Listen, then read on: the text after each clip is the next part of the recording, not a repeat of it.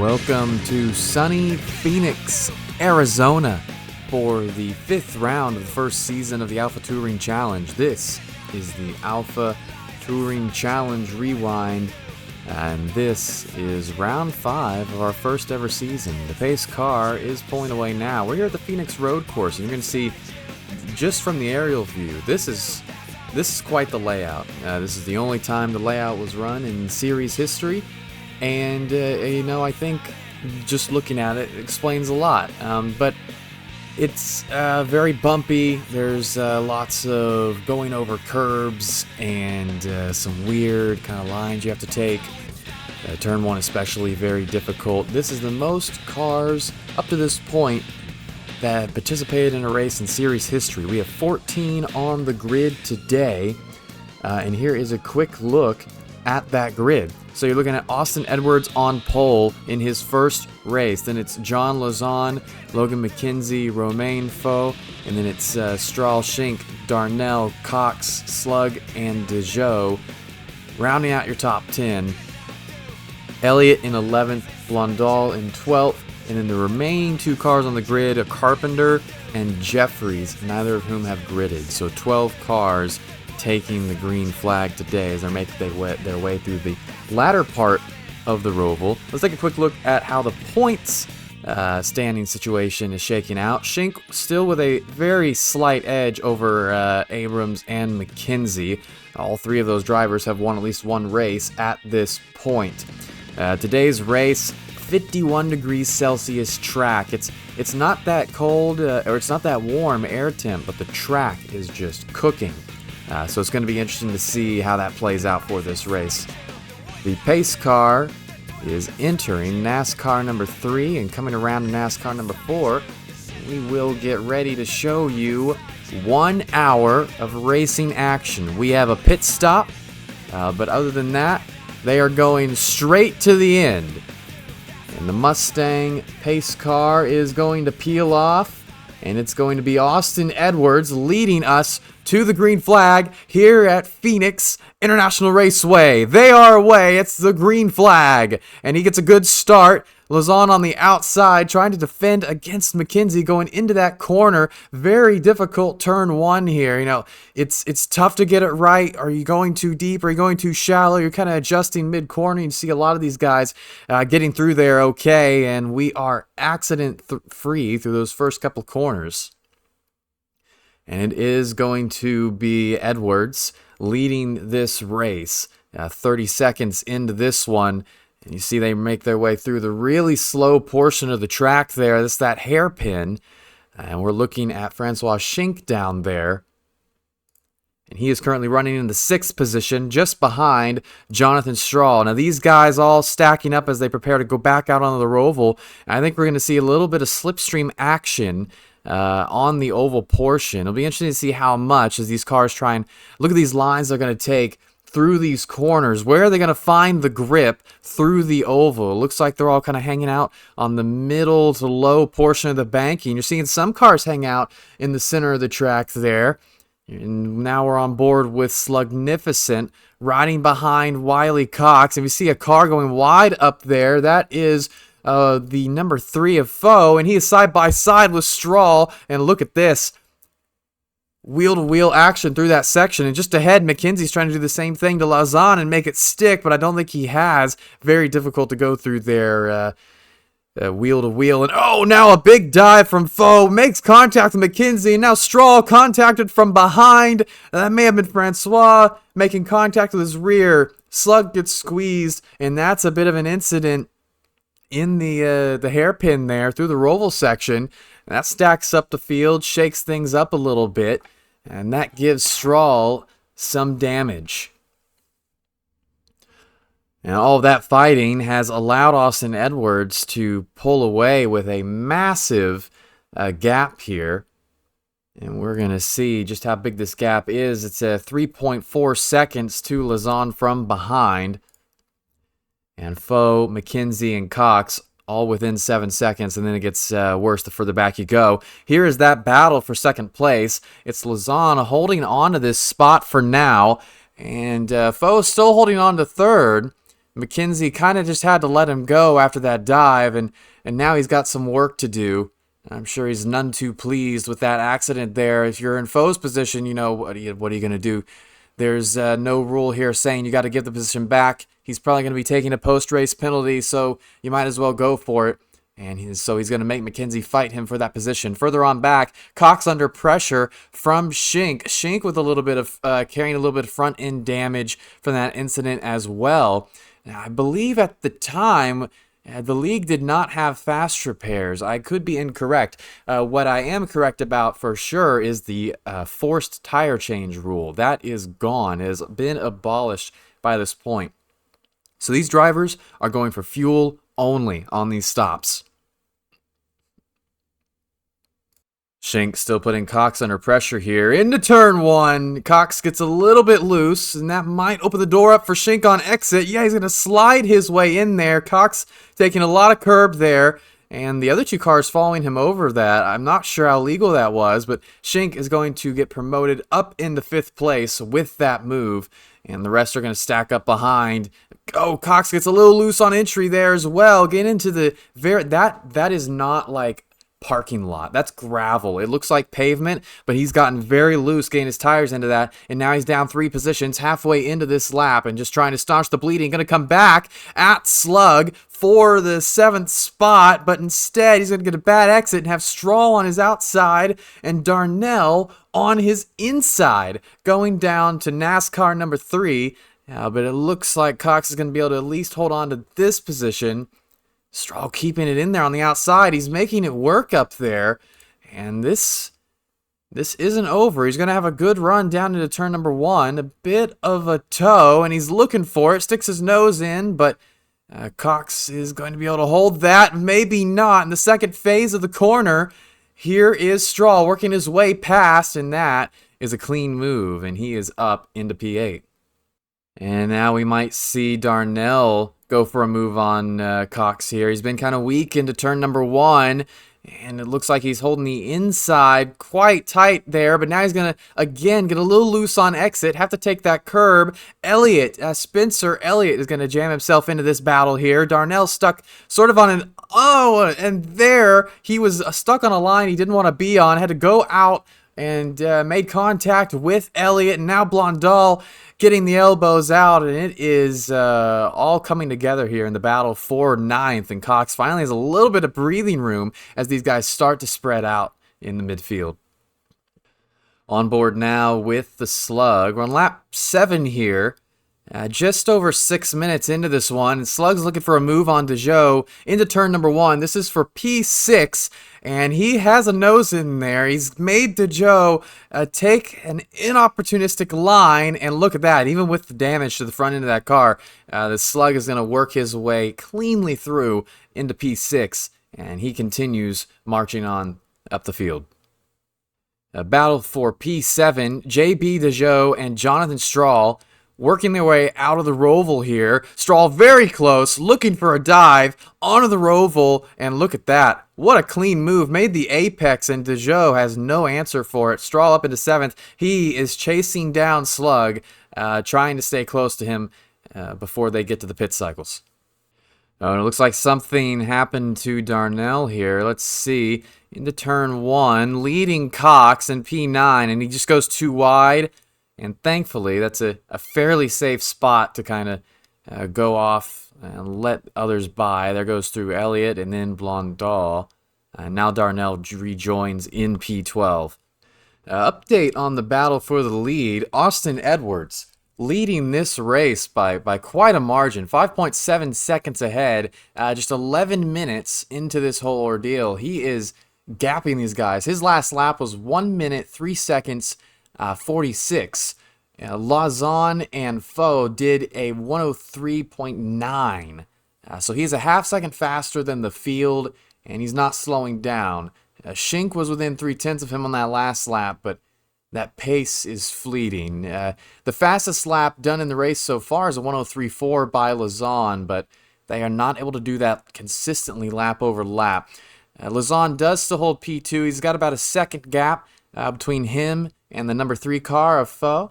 And then McKenzie is in P4. These three have all kind of been hanging together, and then Francois Schink is lurking in the background there. You see him in the picture now. Even with that damage, he is running faster than any of the three cars ahead, and he's doing his best to put himself back in contention for a podium position and maybe even P2 with this kind of pace. 14 minutes into this one, and things are getting a little interesting up at the front. Austin Edwards can... Whoa, and Foe makes a little mistake there, and McKenzie's going to make the move up into third, and that is going to increase Lauzon's gap over this group, but crucially, that is a move that McKenzie's been looking for quite some time, and he hasn't been able to do it. That also puts Schink right on the bumper of these two, ready to make a move. They're coming out of this hairpin now, and Lauzon is now 1.4 seconds up the road from McKenzie. So it'll be interesting to see if McKenzie has been freed from behind Foe, or if this was really sort of a similar pace from those two. Lauzon has a chance to kind of run away with this here.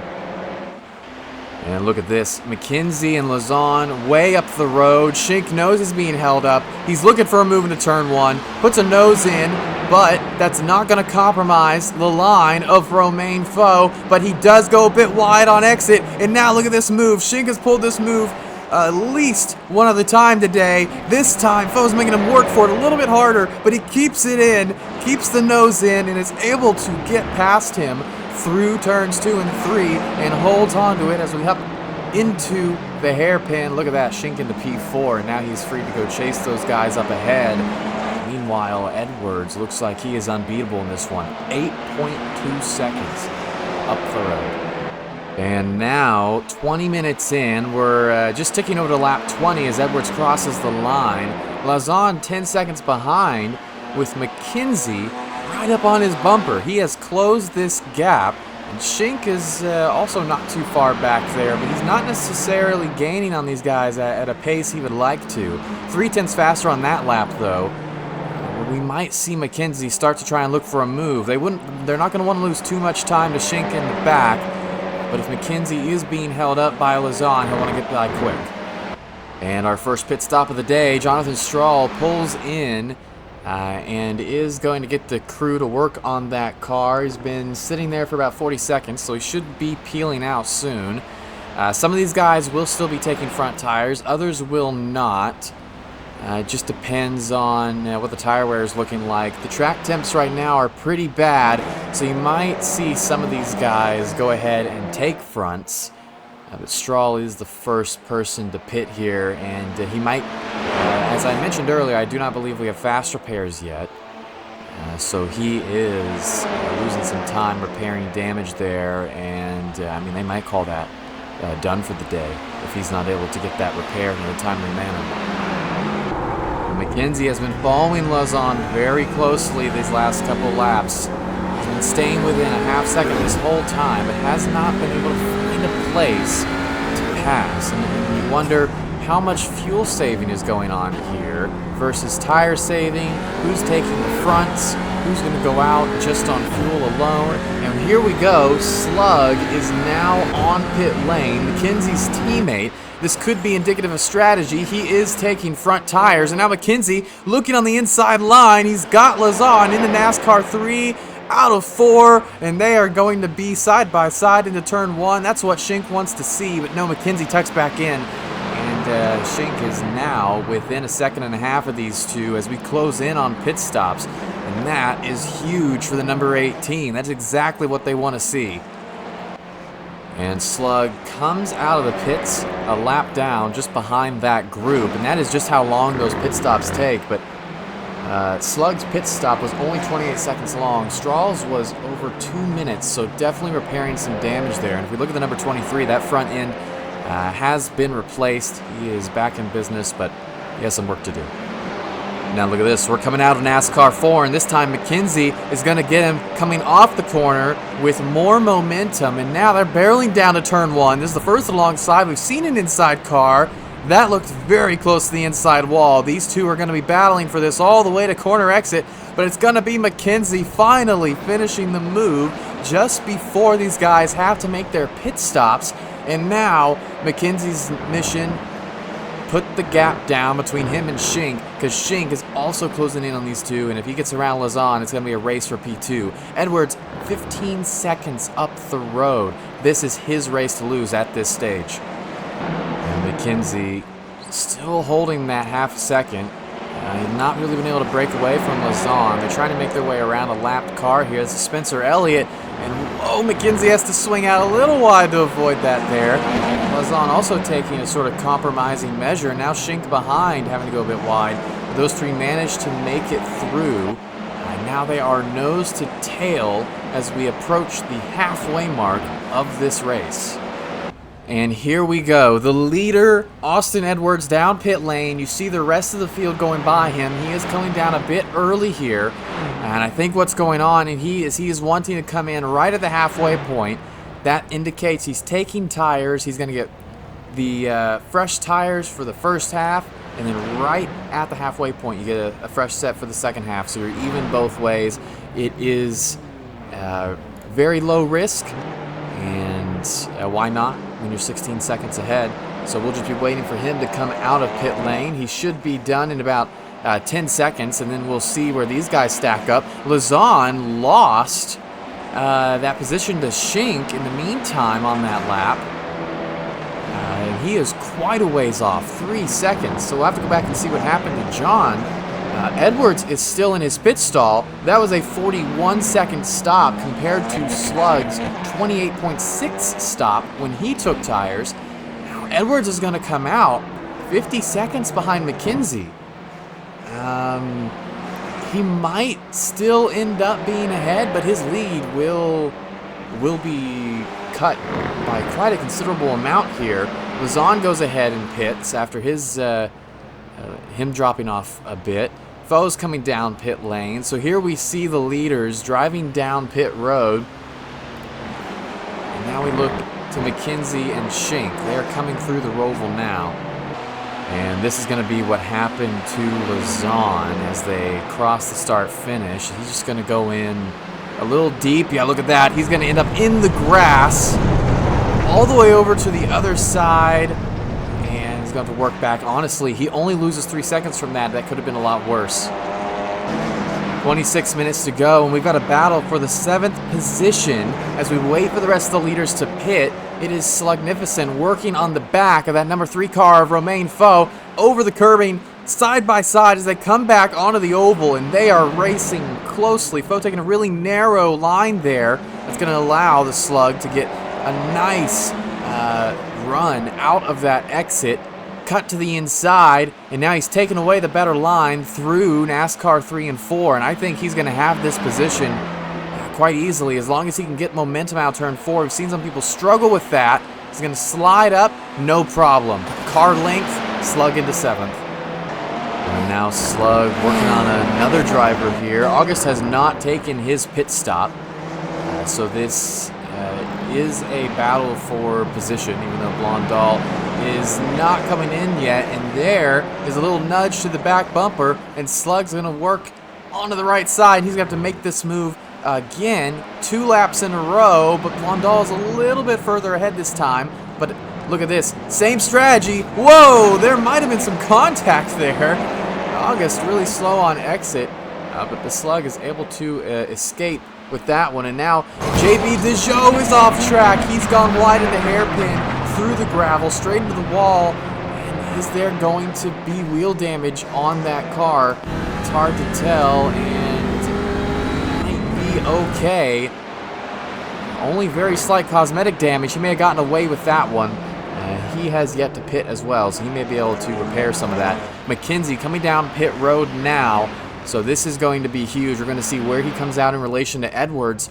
Schink going for yet another lap. So he's going as late as possible as we take over to the 36th minute. And we wait to see where these drivers will all come out in relation to each other. McKenzie does not take tires. 10 seconds in his stall for fuel. He spent 38 seconds on pit lane compared to Austin Edwards' 52, it looks like. And Edwards has now slipped 13 seconds behind McKenzie. He was on pit road for over a minute, actually. So Edwards, I believe he took 4 tires, not just the front 2, and that is where he's made a strategy error. The only silver lining here is he is going to be fast, and there are 23 minutes left, and this track is very, very hot. So there is still a chance that Edwards can hunt McKenzie down before the end of this one, or Schenck. Schenck has yet to pit. He might be overcutting McKenzie as we speak. He goes another lap around, so we're still waiting on the result from that stop as well. Francois Schenck coming off a pit lane now, and will he beat Edwards out? Edwards is behind Schenck as well, but I do think Schenck's going to have a sizable gap. So Edwards, 9 seconds off of McKenzie, and then 4 seconds off of Schenck. He's got some work to do in the last 20 laps if he wants to turn this into a victory.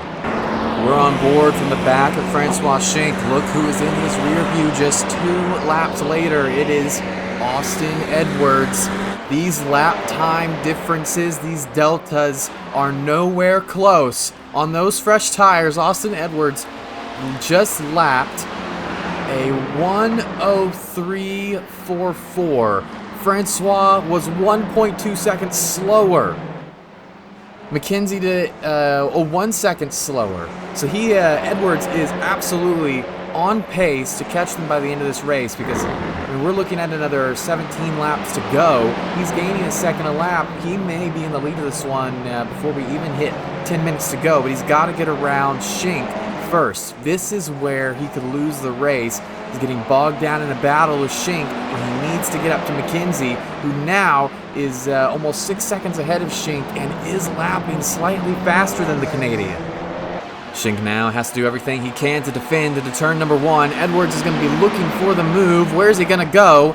It's still there's still a decent gap there, but look at all the extra grip Edwards has as Schenck struggles on the outside, and there is nothing going on there, nothing that the 18 can do. But watch as the number 118 of Austin Edwards drives away. McKenzie coming onto the oval now, just 15 minutes left in this race, and Edwards is only 3.4 seconds back. On that last lap, McKenzie ran a 1:04.9 and Edwards ran a 1:03.3. It's nowhere close. This should be an easy slam dunk pass when Edwards gets up here. All right, they come out of the Roval into NASCAR 3 and 4.